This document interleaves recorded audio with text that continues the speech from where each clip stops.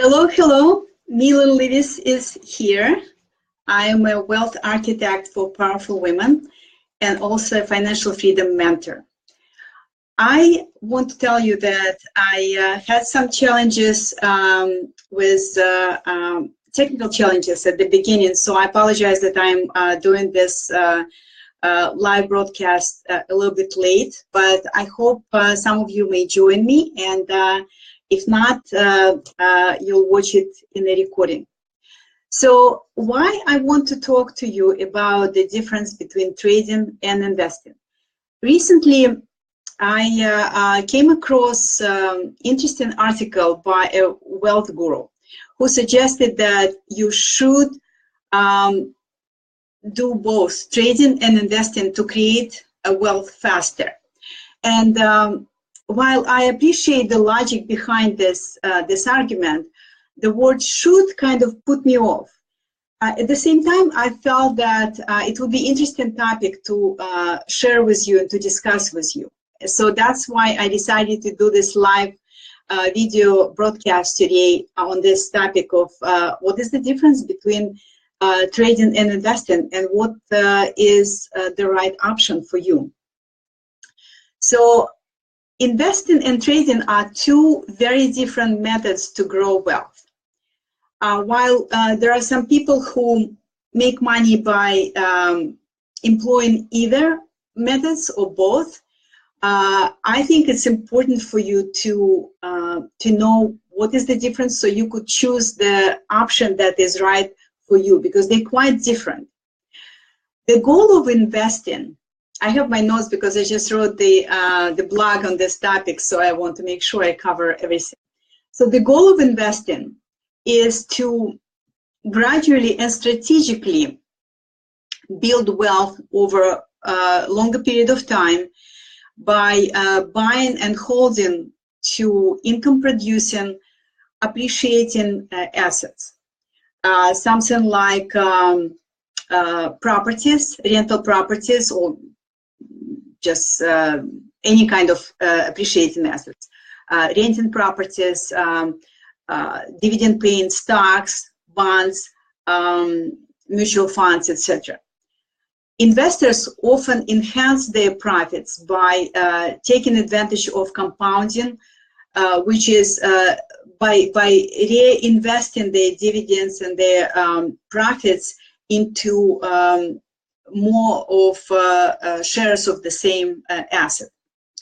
Because investors usually hold their assets over a longer period of time, they can enjoy accruing interest and dividends, and they take advantage of asset appreciation over time, because most assets, not always, not 100% guarantee, but most assets appreciate over time. So investors have advantage of being able to ride out the fluctuations on the markets. Any market has ups and downs. So investors can ride out these fluctuations because their time horizon is longer, so they have time to recover their losses, potential losses. And investors usually use fundamental analysis to choose which assets they want to invest, which is fundamental analysis includes financial analysis of the management team, etc. So that's investing in very short kind of overview. Traders, on the other hand, they buy and sell assets frequently, and they take advantage of the market fluctuations, very quick market fluctuations, and they make profits quicker, and usually their profits are higher, right? For example, if investors consider good return on their capital when they receive 8 to 10% annually on their capital, for traders, the expectation is to receive 8 to 10% monthly. So while both investing and trading has inherited risk in it. Traders get higher return, but their risk is significantly higher. Yes, they can make a lot of money, but they also can lose a lot of money. And I will talk about trading a little bit further, why it's important to know what you're doing as a trader and do it full time. So in a bull market, traders buy low, and bull market meaning upswing market. They buy low and they sell high. Or if it's a bear market,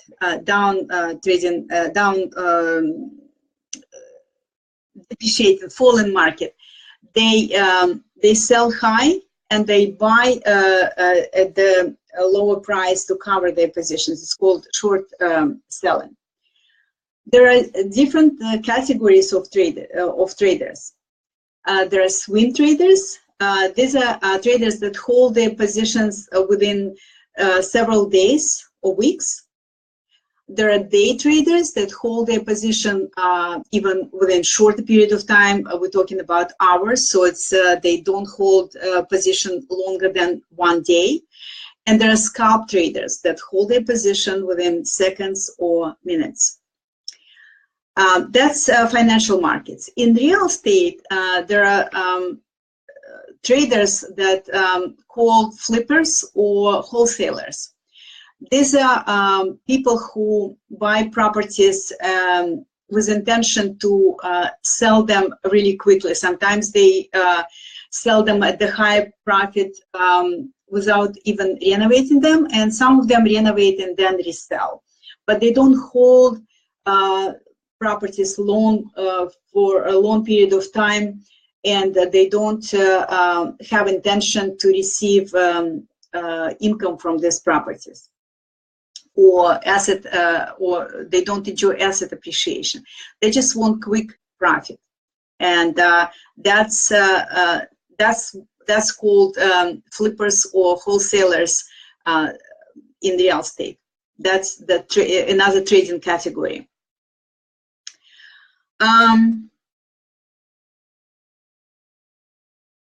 So if you are an investor, it means that you're a person who holds assets for a longer period of time and receives the income from these assets, possibly interest and or dividends, and enjoys appreciation over time, right? That's investor.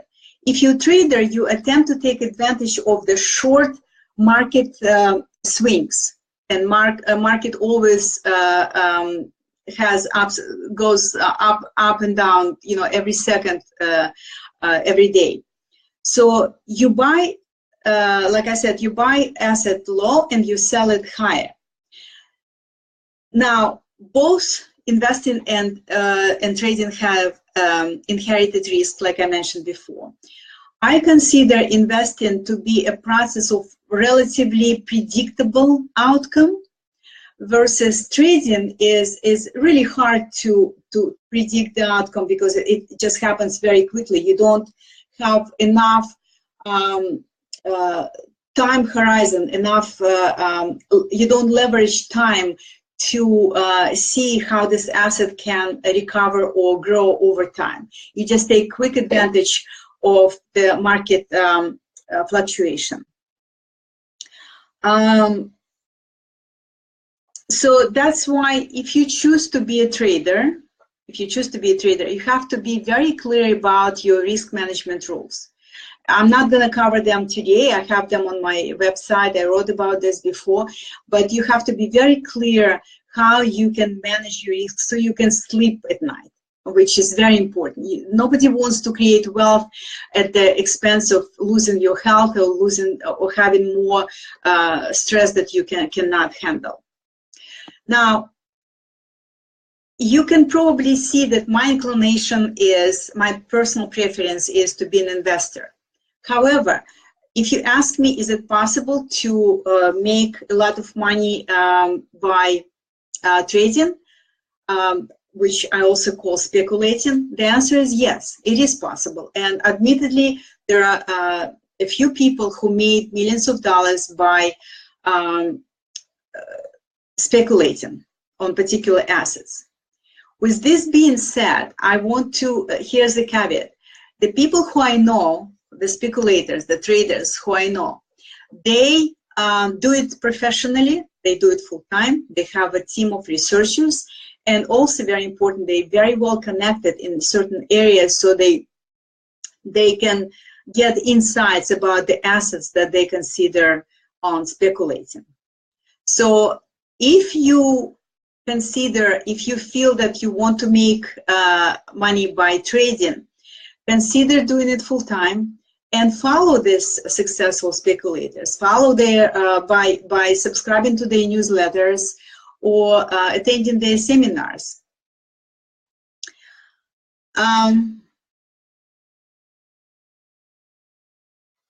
Again, if you want to make money quickly, which I understand it's almost like a natural to want to become rich, especially when you look at your friends or relatives or some wealth coaches who tell you that how wealthy they are. Sometimes you want to cut corners and become rich and start trading. And I just want to warn you that yes, you can make money quick, but you also can lose money quick. And I experienced both. In my trading experience, I invested in a particular stocks that appreciated very quickly, and I was not experienced enough to get out of this position quick enough, and the asset suddenly decreased in value very quickly too. So I made a lot of money and then I lost a lot of money. So you need to be prepared to, as a trader, if you decide to be a trader, you need to be prepared to the fact that yes, you can make money and you can lose money. And it's not a good idea to see what someone else is doing, how quick they make money, because their financial circumstances could be different. They may have a large emergency fund or receive several sources of passive income, so they can afford to lose money. Okay, so if you feel that, considering your risk tolerance, considering your financial situation, that investing is, although it's a slower way to create wealth, but it's kind of more methodical, more strategic way to create wealth, then consider doing investing, not trading.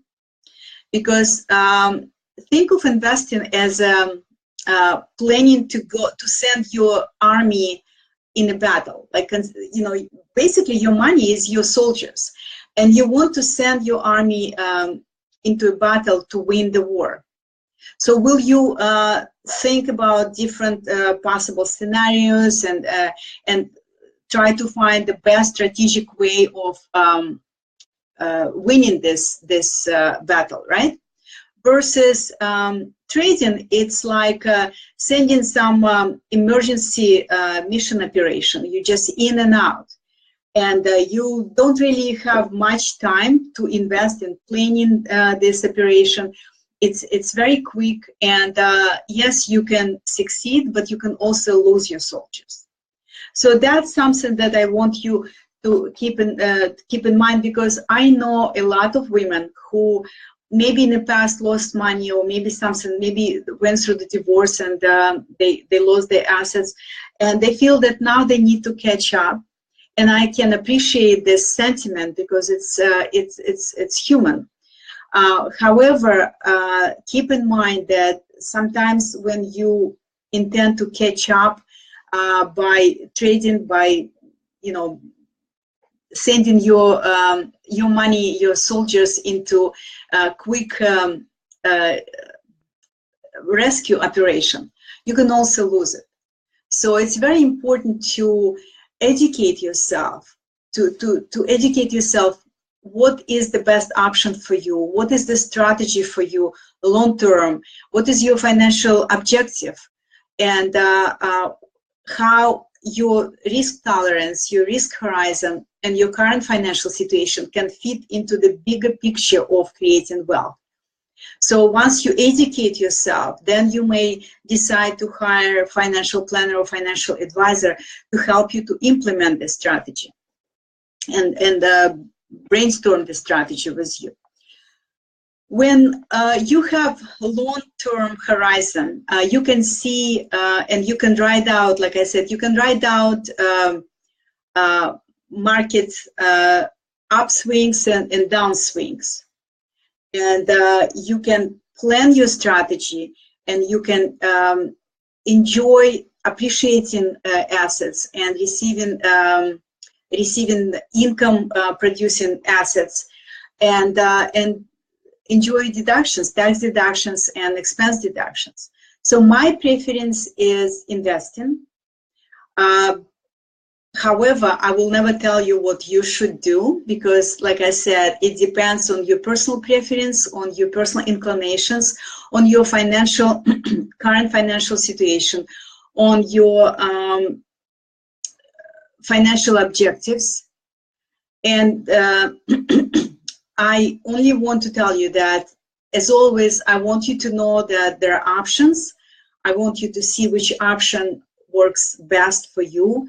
And always be mindful of your particular financial goal, of your particular financial situations, and don't copy someone or don't follow blindly someone else's advice, because it's very important to do what is right for you, for your financial situation, for your peace of mind, and for your goal of becoming financially independent. That's it for now. If you have any questions, I would be happy to answer them. Post them in the comments. Again, I appreciate that the timing was a little bit off today because of the technical difficulties I experienced. And as always, sending you much love and blessings. And I hope you and many other women who I have a privilege to work with will become financially independent. Take care. Bye-bye now.